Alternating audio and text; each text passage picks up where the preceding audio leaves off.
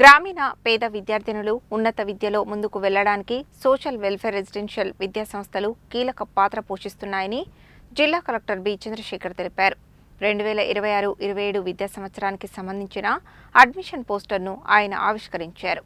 Collector Chandrashekhar తన ఛాంబర్లో Telangana social welfare residential degree college women Cherlapalli 2026-27 విద్యా సంవత్సరానికి సంబంధించిన అడ్మిషన్ పోస్టర్ను ఆవిష్కరించారు. ఈ సందర్భంగా జిల్లా కలెక్టర్ మాట్లాడుతూ విద్యార్థినులు ఈ అవకాశాన్ని సద్వినియోగం చేసుకుని కాలేజీలో చేరాలని పిలుపునిచ్చారు. కాలేజీలో BA HEP, BCom computer applications, BCom business, BSc MPC, BSc MPCS, BSc BJC, BSc MJC కోర్సులు అందుబాటులో ఉన్నాయని, అన్ని కోర్సులు చాయిస్ బేస్డ్ క్రెడిట్ సిస్టమ్ విధానంలో నిర్వహించబడుతున్నాయని ప్రిన్సిపల్ డాక్టర్ పవిత్ర వాణికర్ష తెలిపారు.